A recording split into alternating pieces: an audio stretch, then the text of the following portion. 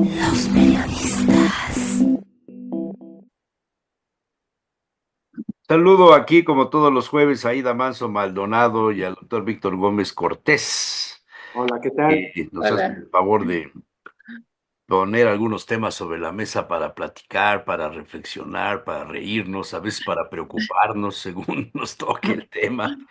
Pero bueno, aquí estamos, ya en el último programa de marzo. Sí, ya se acabó. Se acaba. Ya Bueno, está. pues a ver quién arranca. A ver, Víctor. Pues voy a comenzar con una expresión. Ustedes han escuchado el elefante en el cuarto, Sí, esa expresión. Bueno, sí. pues se refiere a un problema o situación obvia e importante que todos notan, pero que deliberadamente ignoran o evitan discutir por ser incómodo, polémico o difícil de abordar. Esta frase surgió en el siglo XIX como una metáfora para describir algo imposible de pasar por alto, como un elefante en un espacio pequeño. Esto lo podemos ver en una reunión familiar, donde un familiar tiene problemas de alcoholismo y su comportamiento errático es evidente. Durante las cenas, todos notan este exceso y el alcoholismo es el problema, que mejor nos hacemos de la vista gorda. En el trabajo, un proyecto importante que estaba fracasando debido a la falta de organización del jefe. Todos los empleados saben de la situación, pero el elefante es la incompetencia del líder y su efecto sobre el equipo. Otro sería en el grupo de amigos. Un amigo del grupo ha estado excluyendo a otro miembro y por razones personales todos lo notan, pero fingen normalidad para no crear tensión. Y el elefante es la discriminación silenciosa dentro del círculo social.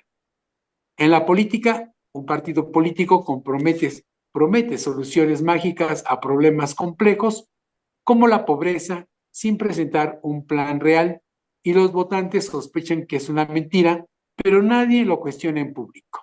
El elefante sería la falta de propuestas concretas y el populismo vacío. En redes sociales, una persona comparte constantemente fotos de una vida perfecta, viajes, lujos, pero sus amigos cercanos saben que está endeudado y deprimido. Y menciona pues esta situación. El elefante sería la desconexión entre la imagen pública y la realidad privada. En la salud podemos encontrar un paciente con síntomas graves de una enfermedad, como pérdida de peso, se niega a ir al médico, Recordar su que desde un lo ve principio, cuando él deteriorarse, pero tomó evita hablar del tema para no asustar. Y el elefante es el posible diagnóstico grave y el miedo a enfrentar. En la educación se presenta una situación en la escuela, todos los profesores saben que los métodos de enseñanza están obsoletos, pero siguen usando los mismos libros. El elefante sería la resistencia al cambio y la falta de innovación educativa. En una pareja, uno de los miembros gasta dinero de manera irresponsable, generando deudas. Ambos lo saben, pero evitan discutirlo para no pelear. Los problemas financieros y la falta de comunicación serían el elefante. En una empresa, pues toda una crisis que se está notando, pero nadie quiere hablar de ello. En el ambiente, una fábrica contamina un río cerca de un pueblo, los habitantes lo saben, pero dependen económicamente de la fábrica y nadie lo denuncia. El daño ecológico y la complicidad silenciosa sería el elefante.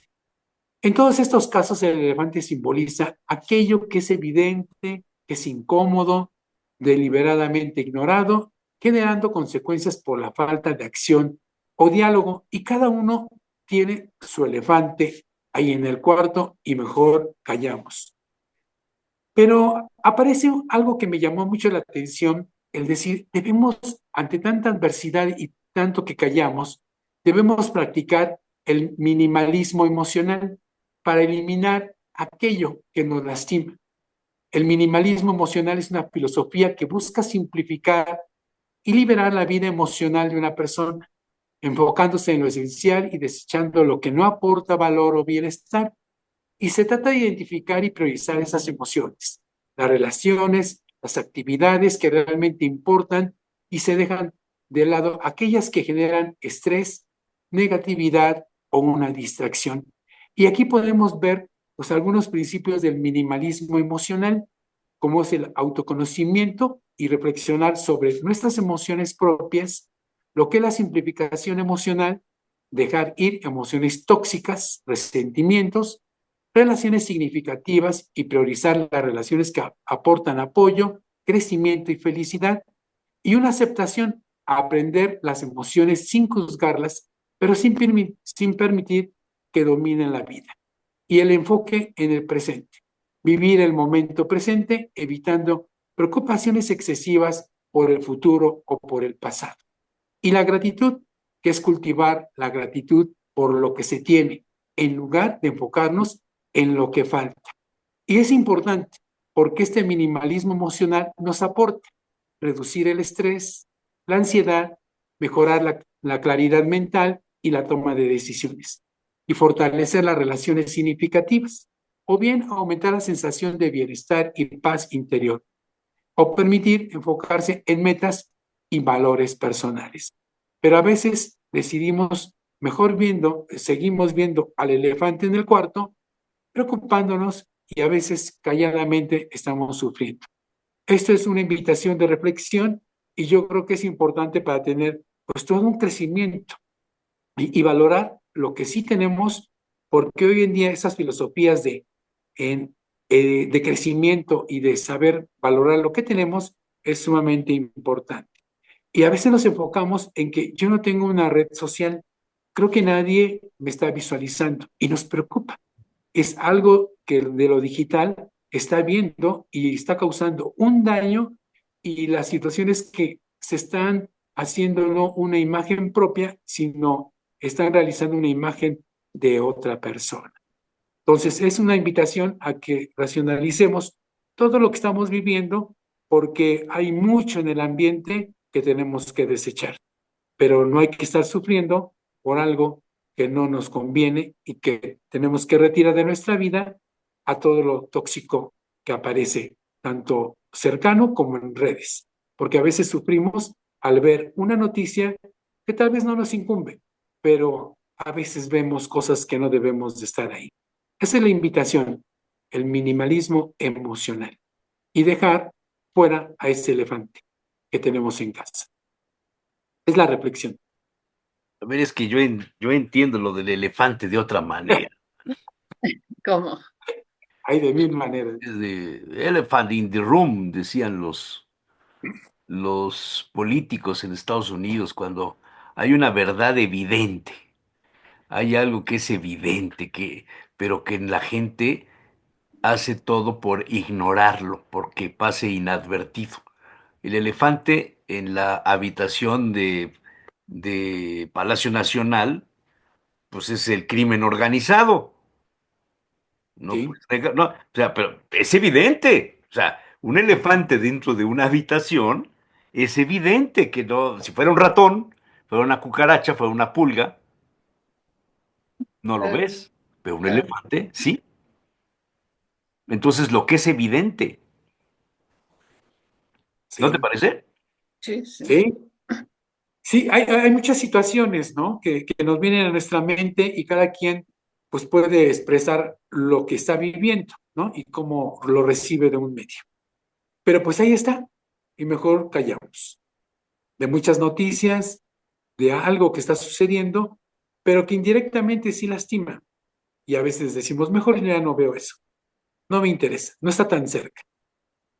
Mm. Sí, yo también lo entiendo de esa forma, el elefante en la habitación.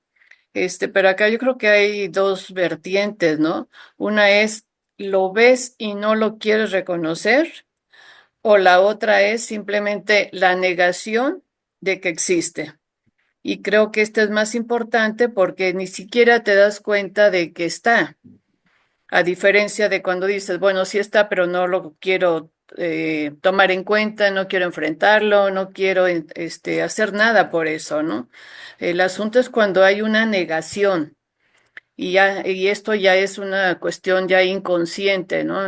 No quieres reconocer que algo está pasando. Decías tú, tocaste muchos puntos, de hecho, ¿no? Para reflexionar. Decías tú, las relaciones tóxicas. ¿Cuánta gente está viviendo una relación tóxica y simplemente no se da cuenta conscientemente de que lo está haciendo? Piensa, no sé, cuestiones como, pues es lo que me tocó vivir, así son las cosas, lo está, al final de cuentas, afirmando de que pues es lo normal, así debe ser, ¿no? Y por lo tanto no rompes con esta situación negativa y sigues por ahí, ¿no? Y yo creo que esto parte también de que no hay un autoconocimiento, que es otro de los puntos que tocabas, ¿no? Cada quien cree que se conoce, pero en realidad no nos conocemos tampoco, ¿no? Ya varios psicoanalistas, empezando por Sigmund Freud, dice que la parte consciente de la vida no son más que chispazos, que lo más profundo es inconsciente, no tenemos acceso a menos que lo trabajemos en psicoanálisis. Entonces, el autoconocimiento es muy difícil de lograrlo por esas cuestiones, ¿no? Y pues todo lo que implica crisis debería de ser motivo para que hiciéramos cambios, para que modificáramos algunos estilos de vida, relaciones con personas con las que te relacionas, si no son convenientes, pues hacerlas a un lado, definitivamente, o alejarlas lo más que sea posible, porque a veces no las puedes dejar por completo, ¿no? Pero es muy complicado, ¿no? Entonces yo creo que como propósito, como reflexión, está bien todo lo que has planteado y ver qué toma cada uno de estos puntos que mencionas para mejorar la vida, porque lo importante es, pues, no sé cuánto tiempo más nos quede vivir, pero pues el tiempo que nos quede hay que vivirlo con en mejores condiciones y ponerle todo el sentido a lo que hacemos día con día, ¿no? Me parece que por ahí quedaría la reflexión, ¿no? Fíjate, nos han educado en la obediencia y Ujú, más lo que hemos vivido en estos años de 1950 para adelante, sí, en donde nos hicieron generaciones en donde solamente obedecemos, somos como muy responsables en la mayoría, pero en esa educación nunca nos enseñaron cómo a mediar o de exponer, ¿verdad? Mi sentir, porque no había ese tiempo, no nos permitían.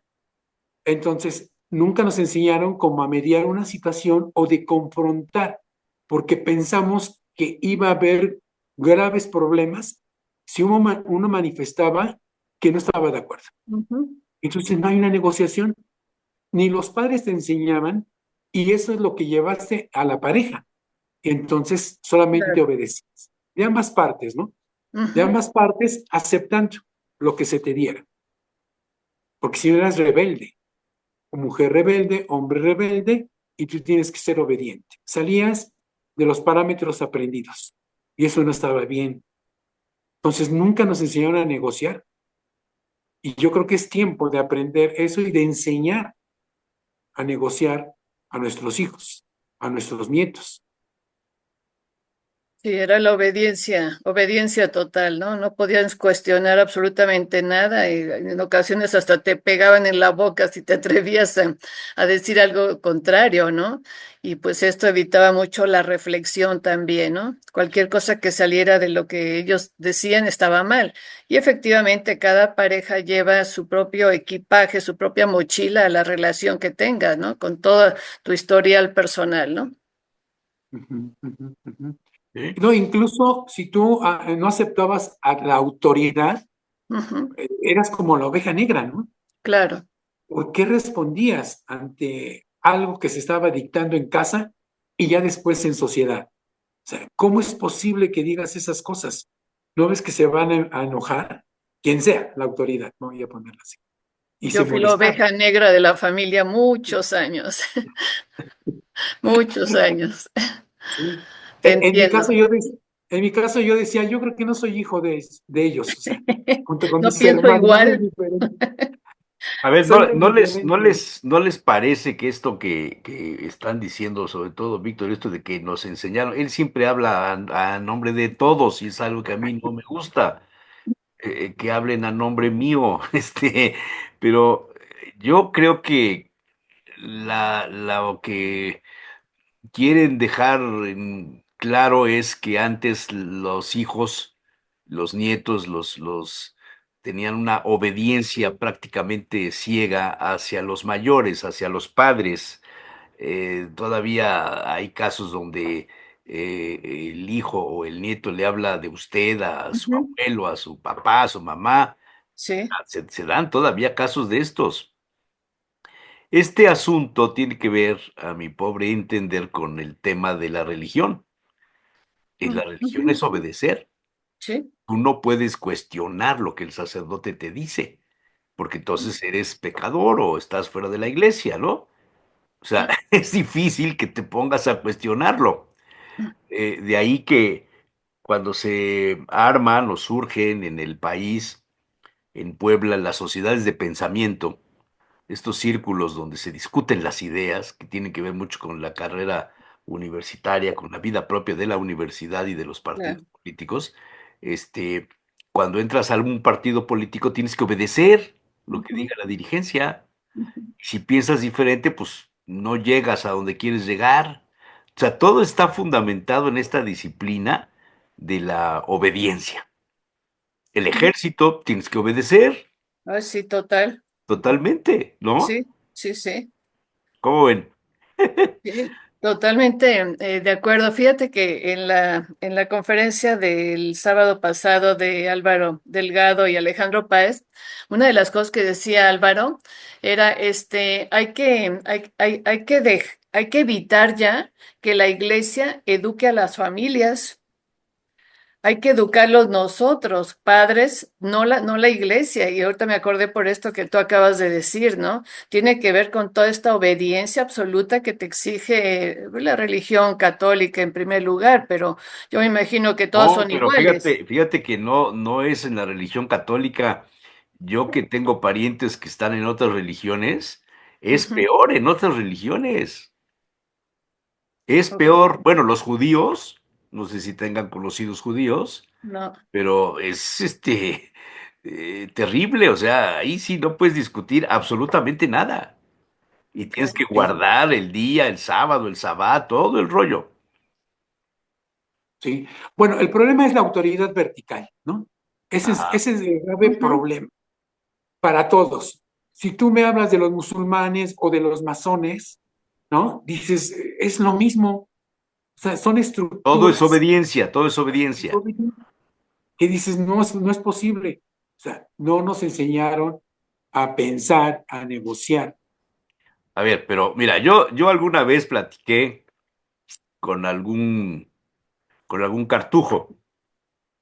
Los cartujos hacen independientemente de los votos de cualquier sacerdote, de cualquier persona religiosa, hacen el voto del silencio. Y una vez al año les permiten hablar con alguien, una vez al año. Pueden hablar con su superior, sobre todo en la confesión, ¿no? Pero no pueden hablar entre ellos. Sin embargo, entre ellos surgen una serie de gestos, de símbolos, de señas para decirse cosas, aunque no puedan hablar.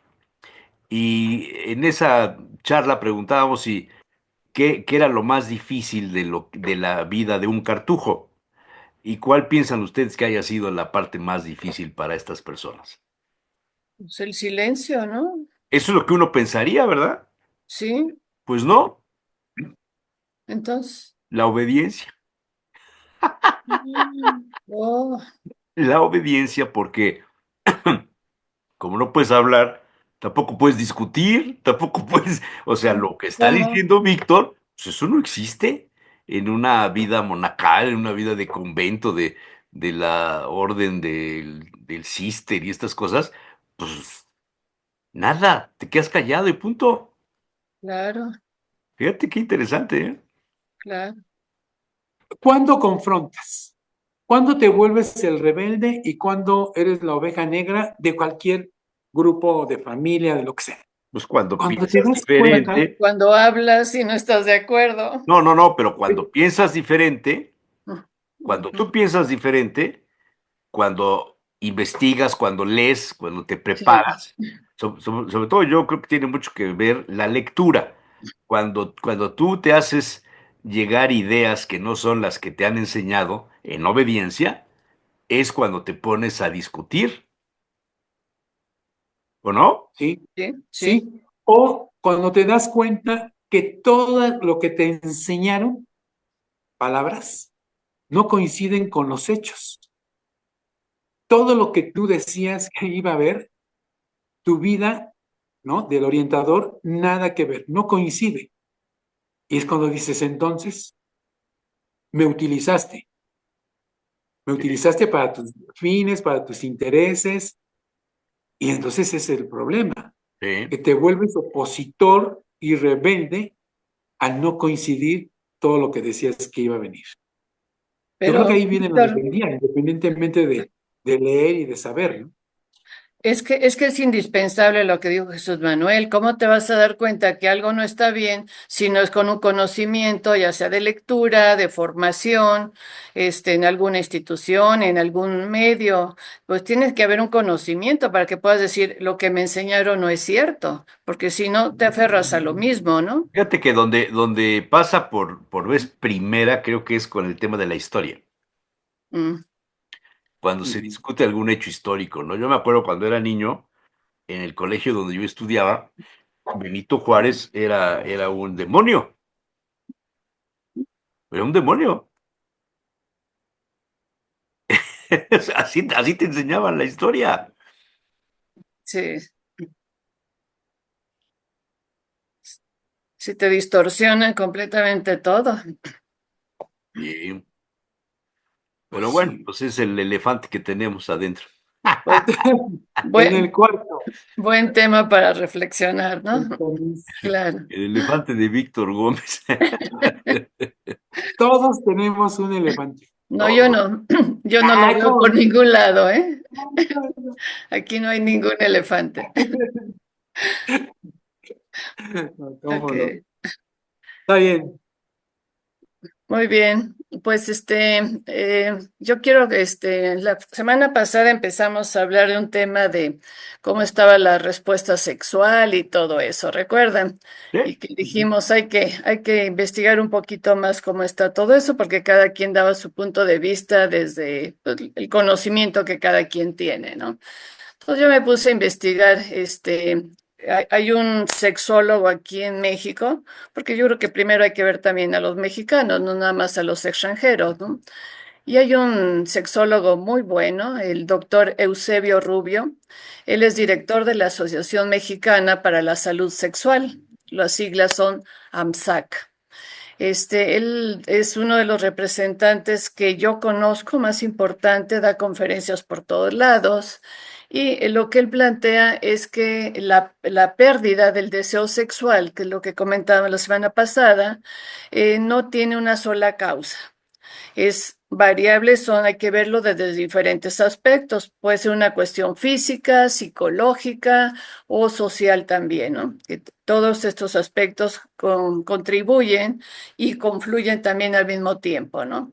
Él lo que nos dice es que en los hombres, como en las mujeres también, pero ahorita vamos a hablar de los hombres, dice que hay una disminución gradual del apetito sexual y que tiene que ver con el paso de los años.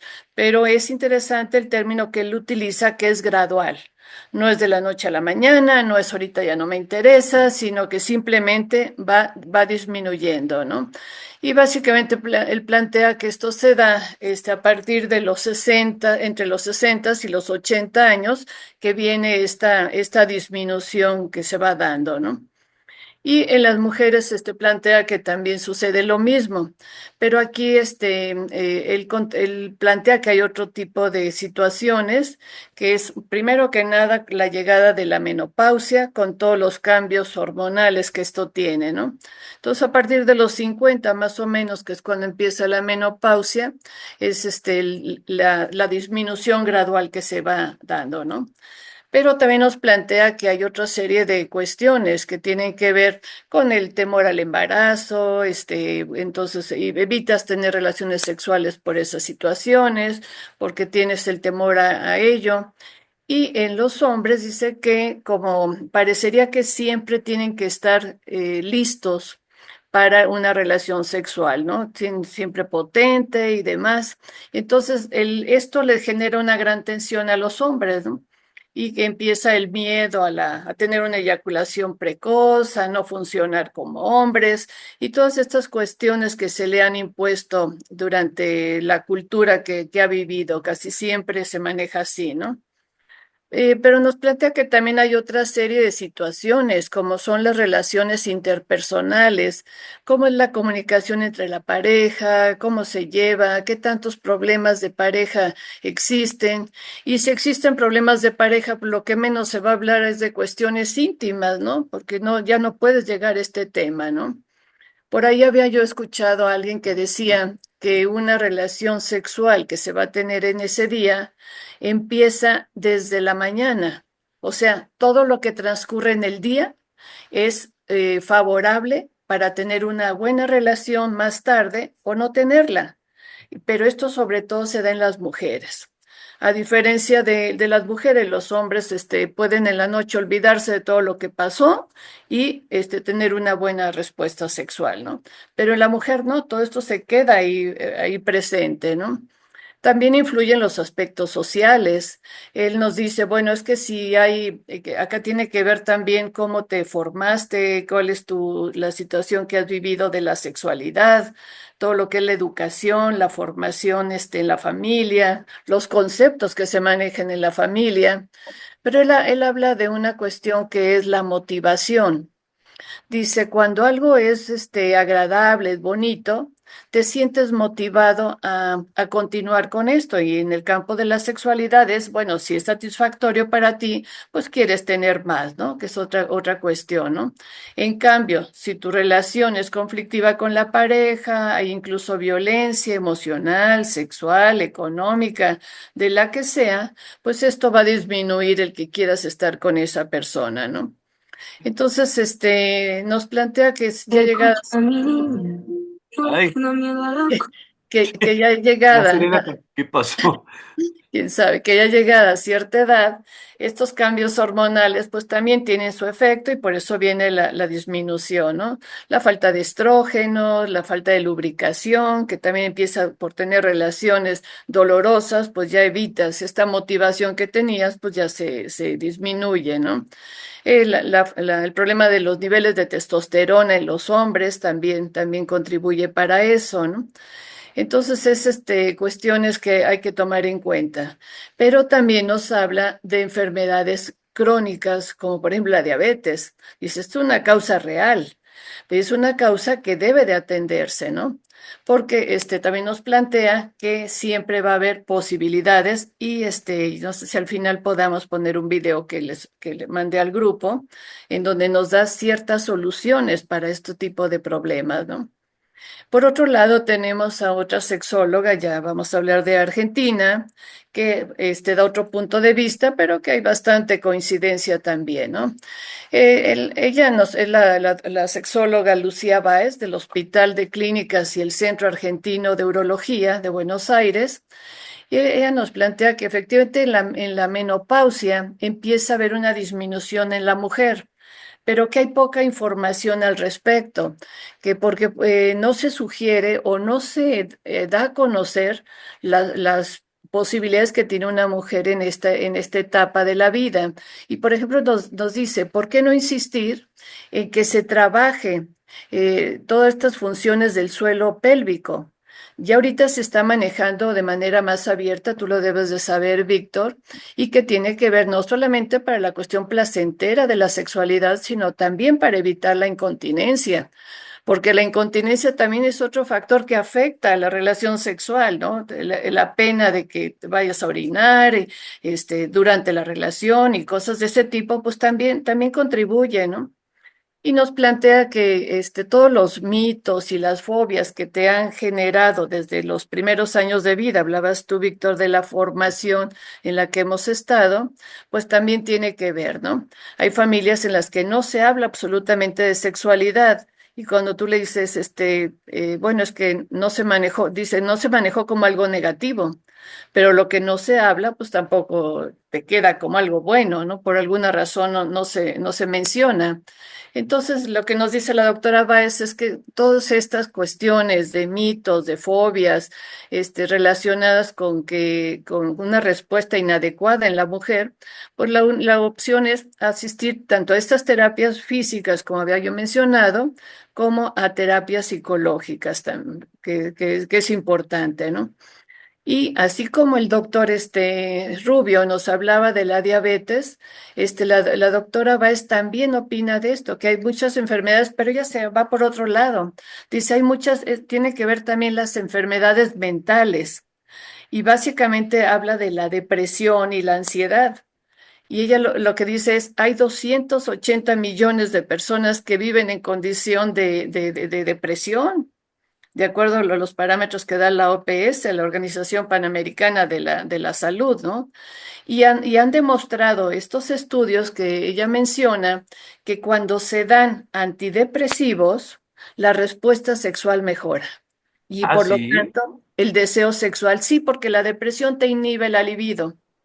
Entonces, en la medida que tú atacas la depresión, pues regula tus niveles de serotonina y esto estimula el apetito sexual, ¿no? Entonces, es Fíjate. importante hablar de esto porque hay soluciones, ¿no? Definitivamente, se ha encontrado que sí se puede, incluso trastornos de erección, o de eyaculación precoz, resultado de una depresión o de un alto estrés también se han mejorado con ansiolíticos, que son los medicamentos que se dan para la ansiedad, o antidepresivos, que son los de la depresión, ¿no? Entonces me parece muy importante y no sé si podamos poner, está en menos de 2 minutos el video que mandé al grupo del doctor Rubio, Eusebio Rubio. ¿Tiene música? No, es su Es que opinión luego nada más. nos No. bloquean. Sí, porque sí es importante considerar que hay soluciones. A veces que piensan, mi vida sexual ya se acabó, ya no hay nada que hacer. El deseo desaparece o disminuye mucho. Lo más importante es averiguar por qué. Y eso pues se tiene que hacer pues, por un profesional, ¿no? Que sepa de medicina sexual, que sepa de sexología, que sepa porque hay veces que la desaparición del deseo es producto de algo que además hay que atender, ¿no? A veces, por ejemplo, una de las cosas muy comunes en nuestro país que es la diabetes, ¿no? Tanto en hombres como mujeres. Cuando está la diabetes aparecida y no se identifica y está descontrolada, quita el deseo.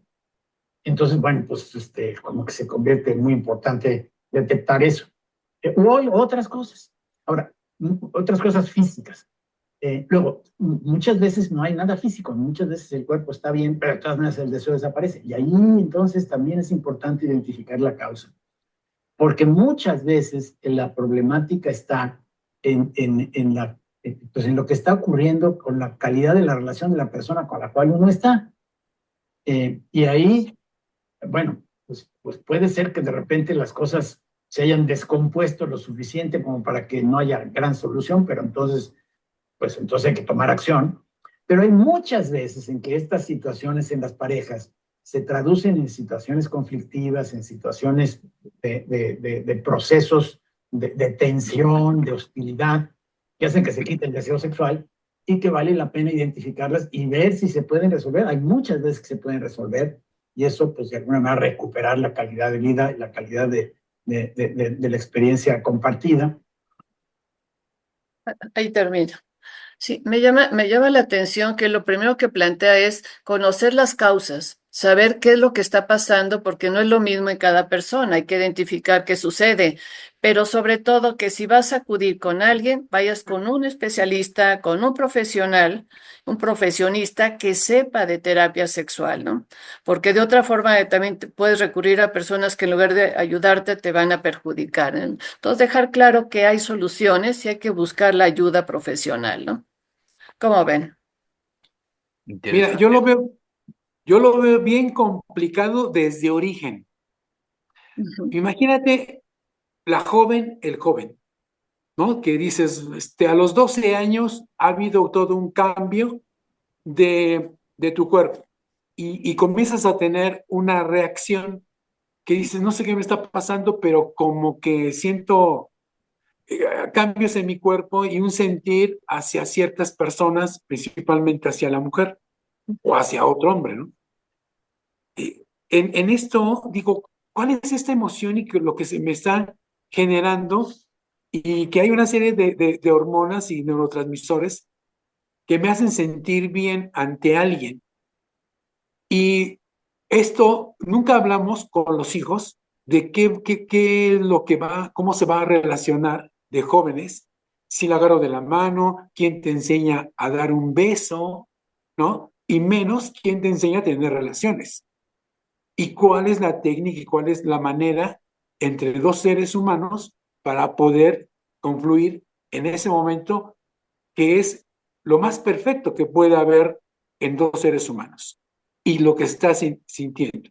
O sea, no hay una capacitación realmente.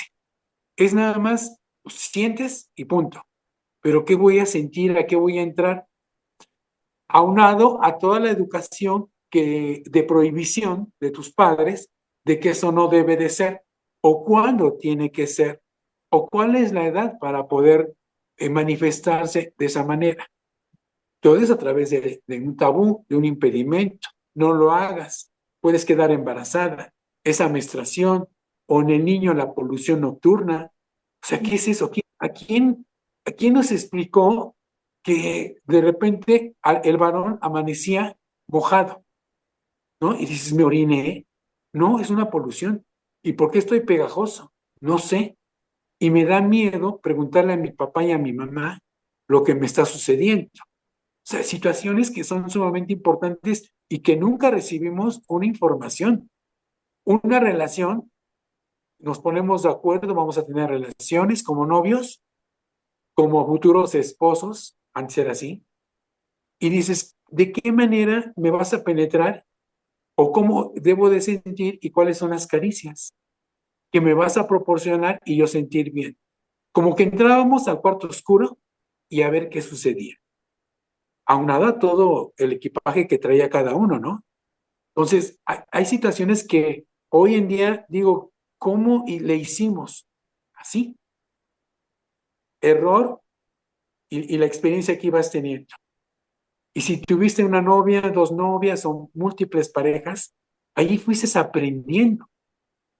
O cuando ya más grande dices, ¿cómo vamos a tener relaciones? Pues así como siempre, ¿no?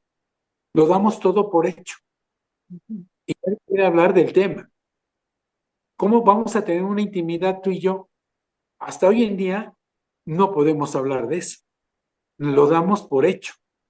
Entonces, sí nos falta mucha instrucción al respecto hoy en día y de lo que está sucediendo y por qué estoy a nuestra edad teniendo como ya no las elecciones que tenía yo.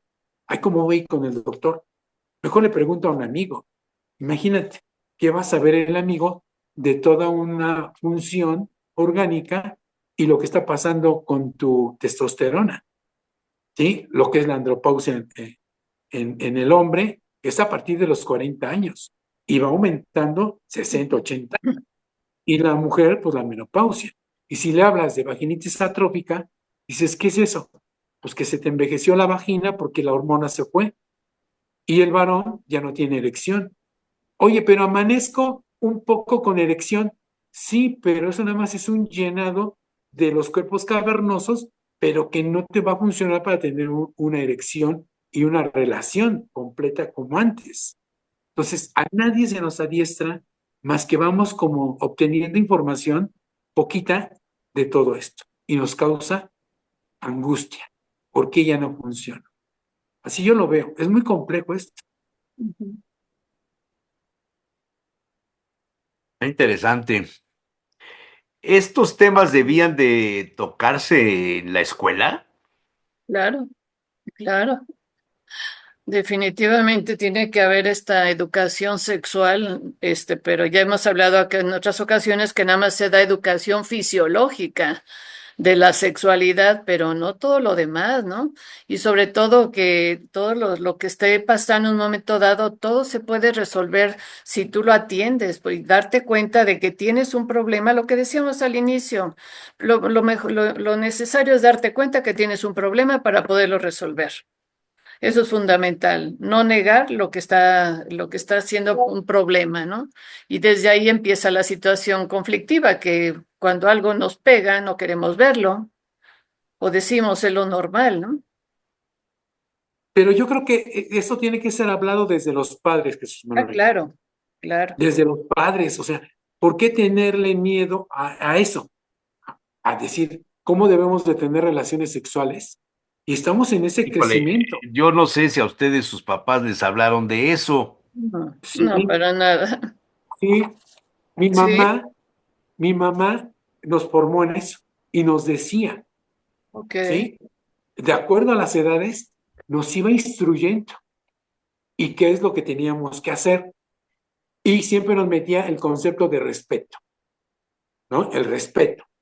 Pero siempre, yo recuerdo, todos mis hermanos hablábamos de la sexualidad con nuestra madre, no con mi padre, pero con mi madre sí.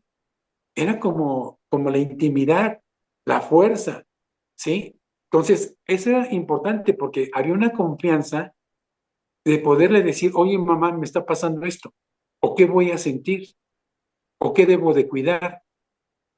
O sea, en mi caso yo sí, y es No, una apertura. en esa época no se hablaba nada de la sexualidad. Nada, Era un tabú completamente, ¿no? nada. Lo Y único al que con se hablaba de la, vamos, de estos temas es lo que salía en la revista Jaja. Es lo único. Ok. No, no se Sí, tocaba el tema, Nada, no se definitivamente, ¿no? tocaba nada. No, y si tú pero le hasta, querías leer algo sobre eso, en lo personal, te sancionaban, ¿no? Así ¿Cómo es. estás leyendo esa? Me acuerdo una vez estaba leyendo una revista de Life. No, sí. ¿para qué les cuento cuando descubrieron que estaba yo leyendo eso, ¿no? Ujú. Fíjate que dentro de medicina se han hablado de muchas experiencias de cómo aprendes y así te vas en inercia a tener una relación. Entonces, hay un caso importante, no sé si se los he contado, que como novios aprendiste a tener relaciones en lo oscurito y pensando que no llegara la policía porque si no iba a haber problemas. Entonces, imagínate una relación cuidando que alguien no se acercara. O estabas metido en la intimidad y vigilante en el exterior. Bueno, esta pareja se casó y llegaron al cuarto cómodos y no funcionaron. ¿Cómo? Entonces fueron a terapia y se encontró esta situación de que ellos necesitaban como cuidarse de la vigilancia para sentir esa explosividad. ¿Cómo es posible que aprendiste a tener relaciones así, cuidando de que no te observaran? Y ese era el estímulo. Pero ya solitos no funcionaron, ya en su cuarto.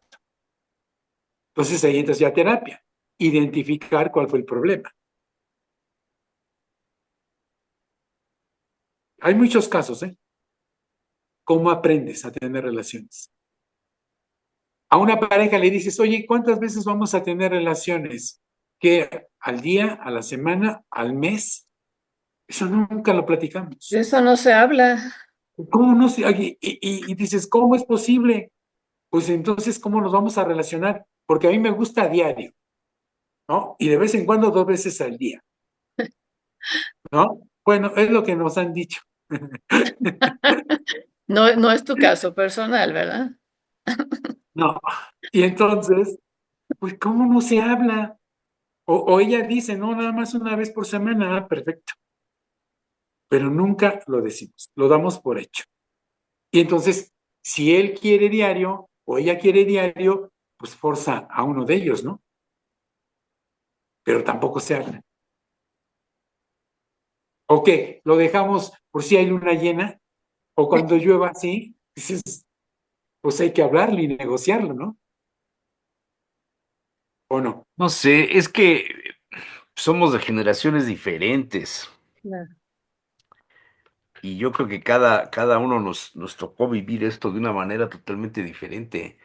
En mi casa no hubo un hombre que me explicara esto. O sea, mi padre murió, pues, yo no tuve manera de platicar con mi papá de estos asuntos. Tú dices que a ti sí te educaron en eso, Aida, no sé, pero No. yo creo que cada generación y las costumbres.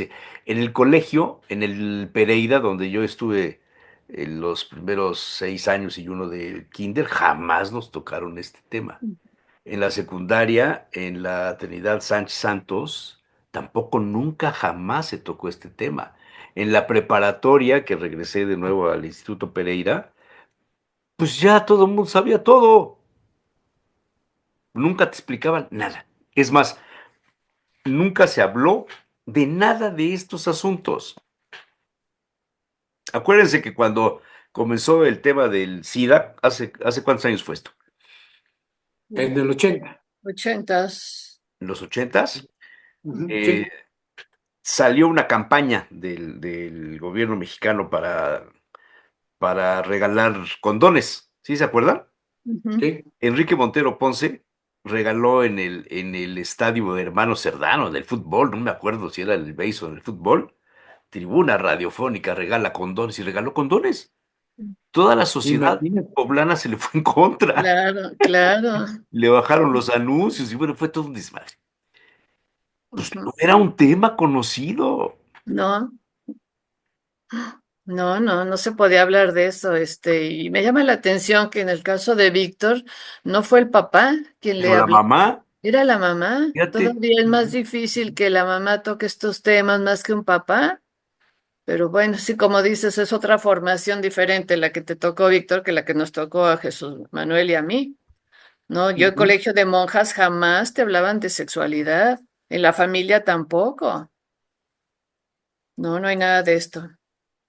Pero bueno, quien tenga algún problema sexual, que lo importante es que se den cuenta que hay solución, que pueden buscar un especialista para que se resuelva. No es algo que ya sea así de por vida y que no tenga otra opción, ¿no? eh, Sí. Hablando un poquito de los tabús, fíjate que el alcohol nos hace relajar a ambos.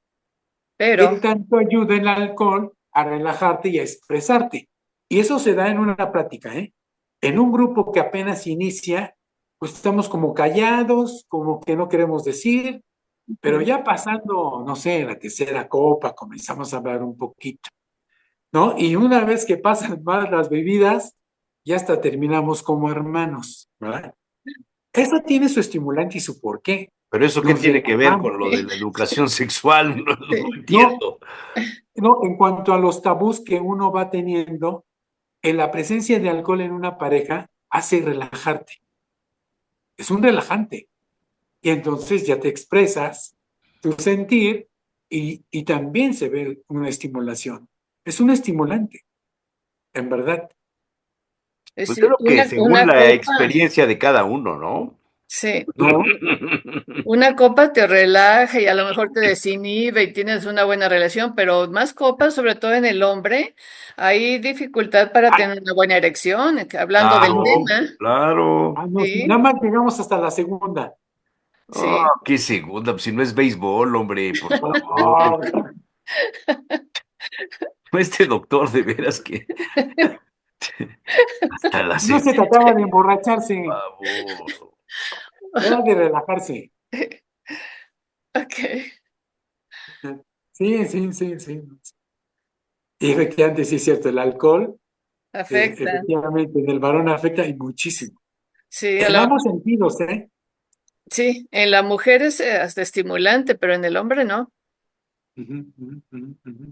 Que ya llegamos estimulados. Eh, No, no, no, yo no. no les creo nada de lo que dicen porque ustedes hablan de memoria, De librito, de librito. del librito. No No. voy a poner un tema interesante, ¿no? A ver, A ver, a ver.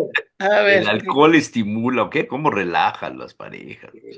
Sí. A ver, ¿tú crees en el cáncer? ¿Eh? ¿Crees en el cáncer? ¿Cómo Que que si si creo en el crees? cáncer. Ajá, sí. Y hay métodos para curarlo, ¿no? Yo tengo un amigo que lleva ya 7 años que lo tratan y está bien. Y Pues he conocido depende. mucha gente que ha padecido cáncer y que se cura y alguno que murió de cáncer también, ¿no? Dicen que tiene que ver mucho si te lo descubren, si te atiendes, Ujú. ¿En todas qué esas cosas. momento? Bueno, cuando murió la reina Isabel II, la tía Chabelita, este, su hijo Carlos III, que en aquel momento no era tercero, sino más era Carlos, el príncipe, resulta que se sintió mal, le empezaron problemas y le dio diagnóstico positivo para cáncer. Se sometió a una serie de tratamientos. Su nuera, la esposa de uno de sus hijos, también tuvo el mismo problema. Entonces empezaron las especulaciones, que si la sucesión de Carlos III se adelantaba o podía dejar el trono en manos del hijo, en fin. Resulta que hace un año comenzó el rey Carlos III a tratarse con el tema del cáncer. Y resulta que en un programa que se llama Fiesta, Concha Calleja, que es una periodista que habla mucho de temas de las casas reales, dice, le han dicho los médicos que es peligroso. Él ya lo defendió en 2004. Se trata de un tratamiento que se llama terapia Gerson. Tiene que ponerse durante 3 semanas cada día un edema de café, una lavativa, dice Carlos. Parece ser que a raíz de los efectos secundarios que ha sufrido por la quimio, el hijo de Isabel II ha decidido confiar en un método más natural. Es una terapia que fue rompedora, no tiene base científica. Él mismo llegó a defender a una señora que tenía un cáncer terminal y se curó. Él le ha dicho a los médicos que quiere parar porque tiene que dejarlo para hacer este tratamiento alternativo. Quiere hacerlo. Durante 3 semanas cada día un enema de café, luego 13 zumos al día, al máximo de litros que pueda. Es una limpieza absoluta. Luego, una inyección de extracto de bacalao y B12. El tratamiento le cuesta 4.900 euros y por semana 20.000 euros. Las inyecciones van aparte. Esta es la alternativa que elige el rey de los británicos, del Commonwealth y de todas estas cosas, el señor Carlos III. ¿Qué te parece este asunto? ¿Qué les Pues, parece? ¿y Espera, qué Qué tiene? espérame. qué barbaridad. Independientemente del método, yo tuve un amigo muy querido que murió de cáncer hace muchos años y tuvo cáncer en el hígado y se empezó a poner flaquito y muy, muy mal. Y llegó un momento en el que él mandó a volar todos los métodos científicos, químicos, quimioterapias, todas estas cosas, y empezó a tomar cápsulas de veneno de víbora de cascabel y fue a un chamán en Chiapas y, o sea, buscó por todos lados lo que le ofrecían con tal de curarse.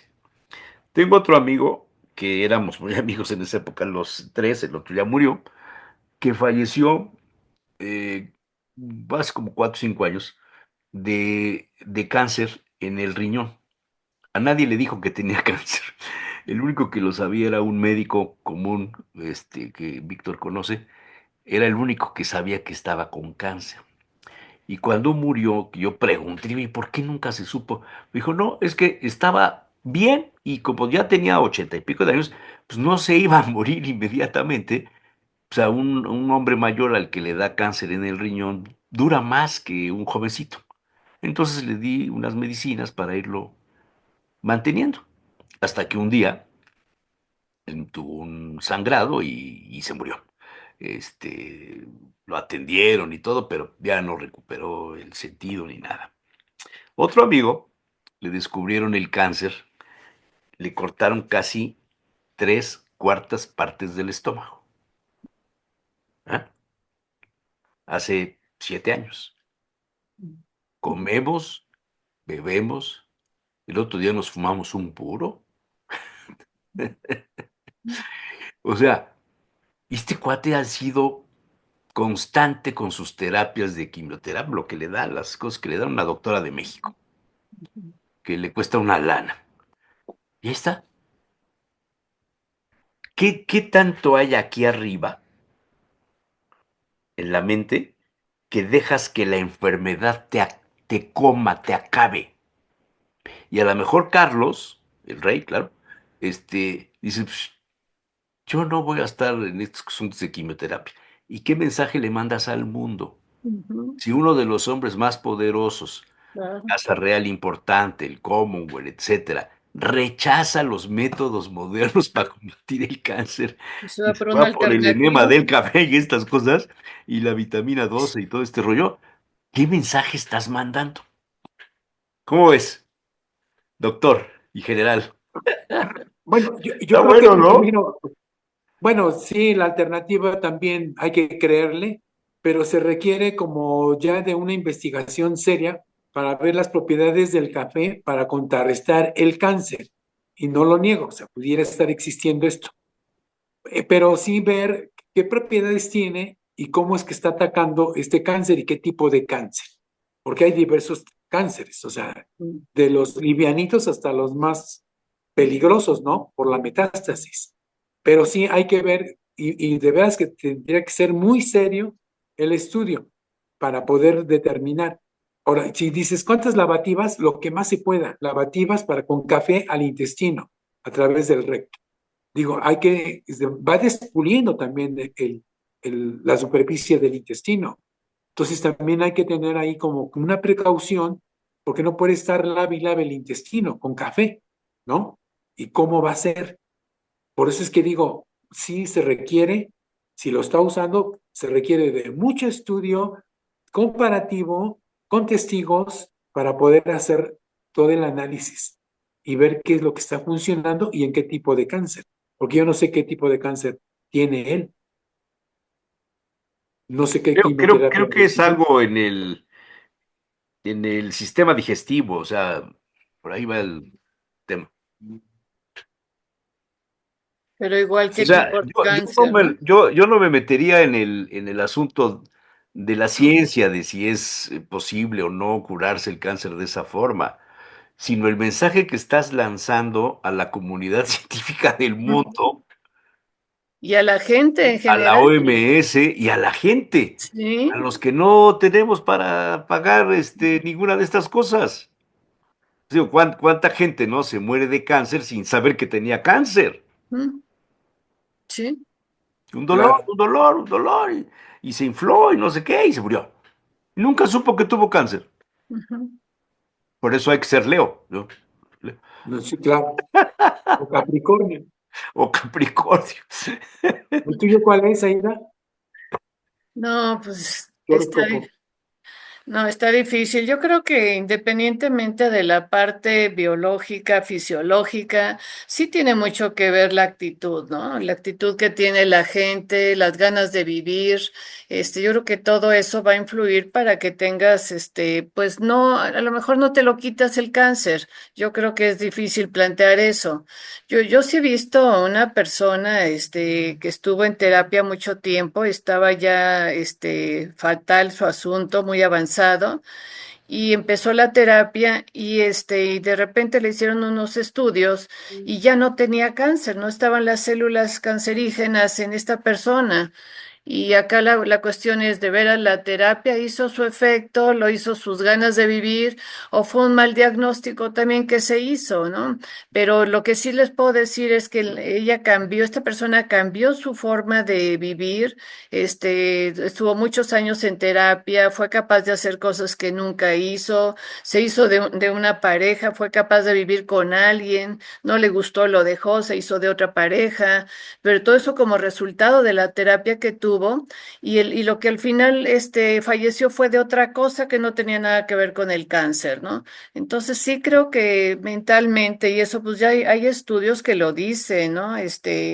Que plantean que tiene que ver con la cuestión de la frustración, del enojo, de que es decir, que nunca puedes llegar a lo que tú quieres, siempre hay algo que te lo impidan. Hay estudios también serios sobre esto que se han encontrado, ¿no? Ahorita se me fue el nombre de, ¿qué es? Sando, la autora que plantea esto del cáncer, de las enfermedades. Se me fue ahorita el nombre. Ya lo hemos comentado aquí en otros programas, ¿no? Y que nos plantea cómo cada enfermedad tiene que ver con una situación, un estilo de vida, ¿no? Ah, Y el- ahí va el otro detalle. Susan Sontag, ya me acordé. Sí, claro, claro. Susan Sontag plantea ¿Qué todo hay esto. con la medicina tradicional china? Ujú. ¿Qué hay? O sea, yo no sé si China es un país de los que más muertes tienen derivados de estas enfermedades o no lo son, no tengo la menor idea, pero es el país con la segunda población más grande del mundo, ¿no? No sé si haya datos de esto, en qué nacionalidades, en qué países, si tendrá que ver la costumbre alimenticia, el ritmo de vida. Hay más cáncer en las manchas urbanas que en el campo, por ejemplo. El que juega fútbol está más libre de padecer cáncer que el que juega béisbol o el que juega golf o el que no juega. ¿Cómo ves Sí, esto? sí, sí. Este, Japón tiene un alto índice de cáncer en el estómago. Se habla Fíjate. mucho de su alimentación, Japón. Ujú, ujú. Entonces, ellos están sufriendo mucho este problema, pero lo tengo así como que ubicado. No sé si China también pueda tener estos índices, pero sí tiene que ver mucho con su alimentación y que incluso se habla de que lo industrializado en cualquier país sí perjudica para tener un cáncer de recto, de intestino, porque el estreñimiento es uno de los causantes.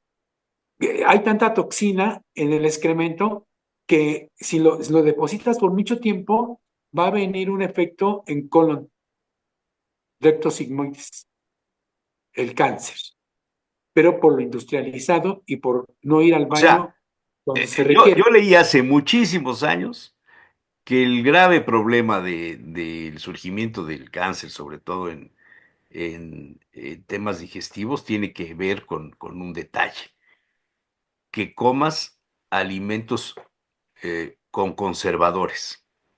Y hay hasta algunas leyendas en algunos países en donde te dicen que el consumo de tal cosa te puede producir cáncer, como fumar, por ejemplo, ¿no? Por poner un caso más. O sea, sí tiene que ver con la alimentación. A mí me queda bastante claro eso, man.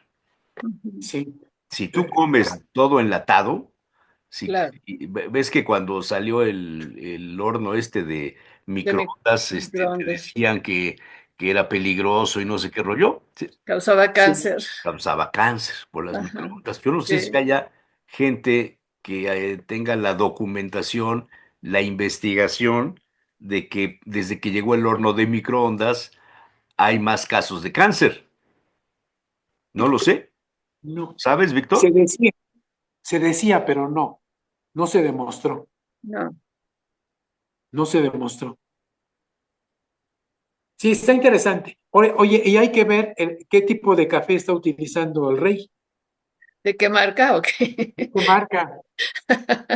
Digo, porque también es una variante. Para tomar de ese café, Ah, aunque no sea como Sí. en ese método. No, el Eso, método no me eso, gusta. eso no lo dice la nota. Hay que investigarlo. Está Sí, ¿qué bien, tipo de café? Ujú. Eso sí es interesante. está bien, está bien. Sí, Está bien. pero que además se utiliza para muchas otras enfermedades, ¿no? Esto del método Gerson, está lloviendo, ¿no? Sí, sí, Para sí. tuberculosis, Bueno, para nada más, si migrañas. se van ustedes a la farmacia, a la farmacopea científica del sistema moderno y te vas a la farmacia hahnemanniana de los siglos XVI, XVII, XVIII, XIX, sobre todo en Alemania y demás, son métodos totalmente diferentes. Y si te vas a Hipócrates, ¿qué te Ujú. decía? Los alimentos Los son tus alimentos son medicinas. el punto de partida de las enfermedades, o para Sí, provocarlas o para curarlas. sí, ¿No, no era así? sí, sí. Sí, sí, los Ujú, humores. ¿Por qué cuando te enfermas te dicen guarda dieta? ujú. Cambia tu alimentación. Sí, sí, Saca las toxinas, ¿no? en el pasado los pacientes decían, ¿y mi dieta? ¿No? Pero Así esa es como la mi dieta que te vitamina, dan de dinero de tu dieta. Esa era otra dieta. es otra dieta. No, pero es importante la dopamina a nivel cerebral. Cuando tú dices, es que me estoy concentrando porque yo no tengo, no, haces todo un condicionamiento, eso sí es verdad. Pero dopamina, serotonina y acetilcolina, todo, Sí, sí, todo. Los todo. neurotransmisores son Sí, importantes, es decir, se hizo un milagro, pues sí, llámenle como le llame, pero efectivamente no murió del cáncer, pero murió de otra cosa. sí, acá están diciendo que para problema de hígado, de cáncer de hígado y de riñones, tomar suplementos antioxidantes y Ujú. que te ayuda para evitar todo esto, ¿no? En fin, se Frutas dicen y verduras. tantas. Sí, hablan de una dieta también vegetariana. Sí, dentro del método Carson también incluye la dieta vegetariana, estaba viendo. Entonces, todo un conjunto de cosas, comer muchas frutas y verduras, dice también la recomendación. Sí. Y diría O sea, Víctor, todo lo que mucha no te dan agua. en las escuelas, todo lo que no está en la tiendita de la escuela. Ajá. Y, y mucha agua, ¿verdad, Víctor? Ah, eso Y sí. mucho.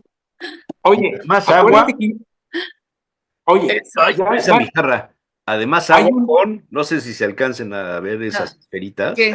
¿qué tiene? Ah, ¿qué pues tiene? tengo un amigo que estudió medicina china Ajá. y hace estas cosas que se fabrican con una precisión y, o sea, esto es como si metieras el agua en un gran purificador, estas esferitas. ¿Y qué Yo, son? pues son de un material, no sé, Mm, son de varios colores. mm, Y me dice, nada más échale en la jarra de agua que te tomas. Y ahí las mm. tengo. Me pongo agua todos los días, me acabo mi jarra. ¿Y No la sé si vuelves a me hace bien. llenar con No esas sé bolitas? no, las bolitas ahí se quedan. Ah, No sé si me hace bien, no me hace bien, no sé ni cómo darme cuenta. Fíjate que el otro día se me acabó el Cirnos, ¿cómo se llama el probiótico? Sirflox, ¿Eh? Sirflox, Esa cosa, Sirflox, que ya lo encontré los más barato en farmacias pro- San Pablo. O sea, de publicidad. son Bueno, probióticos. Ajá. son 5 millones, ¿o qué? 5 ¿Sí? millones de porquerías. Que eso te sirve pues para aumentar tu capacidad digestiva, para prevenir, para reforzar tu sistema inmunológico y para que te gastes la lana que te da la tarjeta del bienestar. Sí. También para eso sirve. Y claro. ya llevo, creo que 3 cajas o 4 cajas, tomándome, todos los días me tomo un sobre. O sea, si cada caja tiene 30 sobres, pues llevo como 4 meses tomando esto. Y ¿Y el qué otro pasó? día me puse a pensar, bueno, ¿y cómo sé que me hace bien? Ujú. ¿Cómo te sientes? Pues me siento igual, pero me la sigo tomando.